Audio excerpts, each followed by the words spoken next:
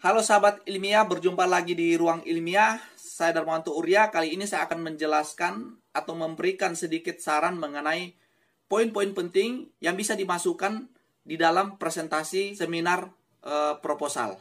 Jadi banyak mahasiswa tinggal copy paste saja dari draft proposalnya, kemudian dia salin ke PowerPoint. Jadi pada saat seminar dia tinggal membaca saja dari slide awal sampai slide akhir. Sehingga semua peserta seminar itu tidak akan mendengar dari hasil presentasi kita. Minimal pada umumnya untuk waktu presentasi itu 15-30 menit. Tapi idealnya adalah 15 menit. Itu konsentrasi para peserta itu 15 menit pertama. Dan itulah presentasi di mana yang harus kita maksimalkan dari awal sampai akhir di 15 menit akhir. Oleh karena itu, poin-poin penting yang akan kita muat di dalam PowerPoint itu adalah hal yang sangat bermanfaat, adalah hal yang sangat penting, akan memberikan kesan yang baik bagi seminaris, bagi mahasiswa yang akan melakukan seminar proposal nantinya. Belum dilanjutkan, mohon di-subscribe dan bunyikan loncengnya terlebih dahulu agar sahabat Ruang Ilmiah mendapatkan video-video bermanfaat, khususnya bagi pejuang skripsi. Terima kasih. Yang pertama tentunya kita harus memuat latar belakang. Latar belakang apa saja, poin-poin yang penting di dalam latar belakang nanti saya akan menjelaskannya. Kemudian yang kedua adalah rumusan masalah. Ya, jadi ada beberapa poin-poin rumusan masalah yang kita sudah rumuskan atau yang disebut dengan pertanyaan penelitian. Nah, kemudian yang ketiga tujuan penelitian.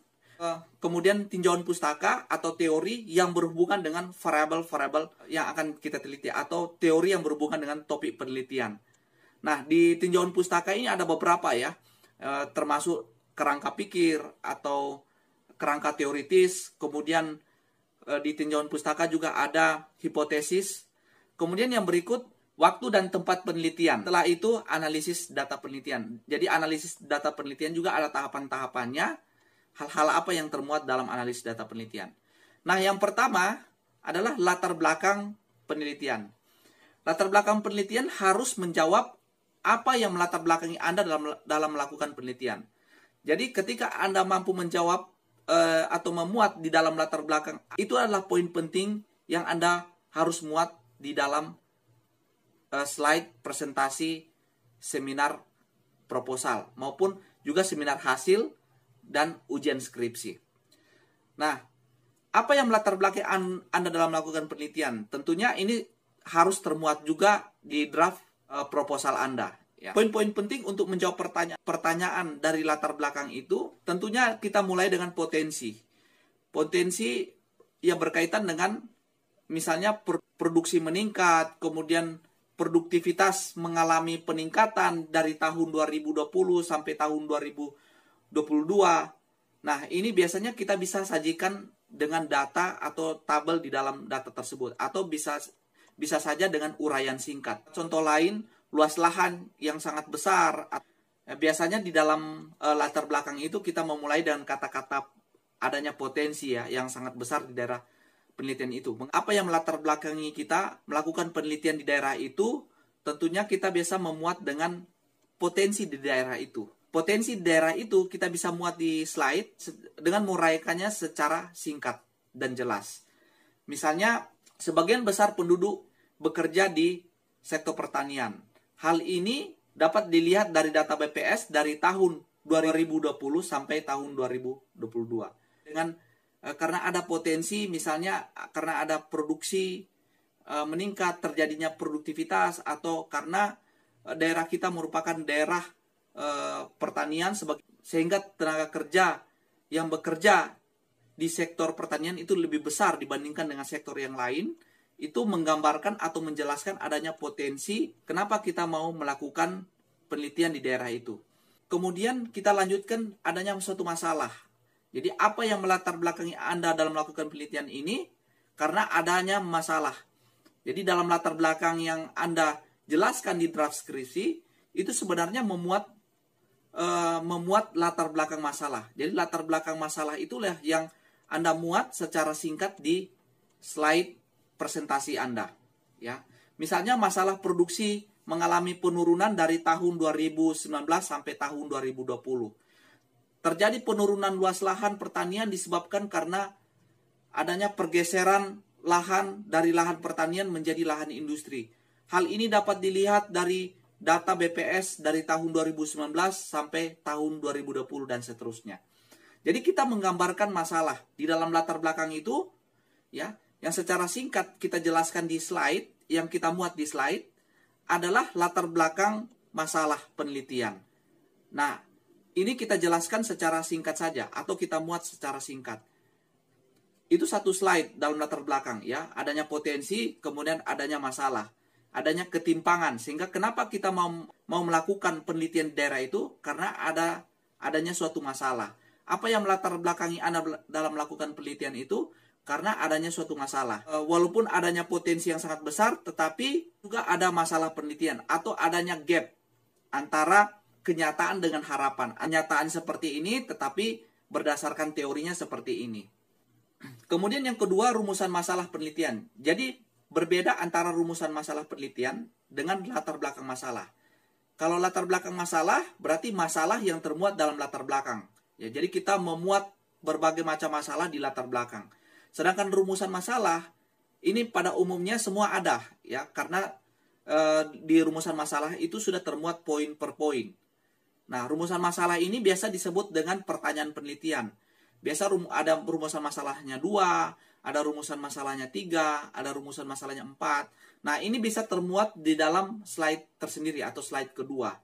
Ya, misalnya, apakah terdapat hubungan antara faktor-faktor produksi dengan produksi padi? Nah, ini termuat di dalam rumusan masalah, ya, poin per poin. Kemudian setelah rumusan masalah, slide ketiga, tujuan penelitian. Nah, tujuan penelitian ini tentunya semua harus ada, pasti ada, ya, tujuan penelitian. Kemudian tinjauan pustaka. Jadi di tinjauan pustaka ini biasanya banyak sekali teori yang kita muat di dalam slide. Jadi tidak perlu kita memuat begitu banyak teori. Ya.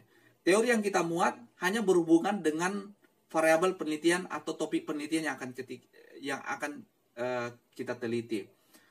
Nah, atau topik penelitian yang dekat, ya, teori penelitian yang dekat dengan variabel penelitian yang kita teliti. Di dalam tinjauan pustaka ini jelaskan saja secara singkat teori yang berkaitan dengan variabel penelitian yang diteliti. Hal ini berkaitan dengan penelitian sebelumnya yang pernah diteliti, yang berkaitan dengan topik penelitian tentunya. Misalnya, berdasarkan penelitian sebelumnya yang pernah diteliti, terdapat hubungan antara faktor-faktor produksi tenaga kerja modal dengan produksi.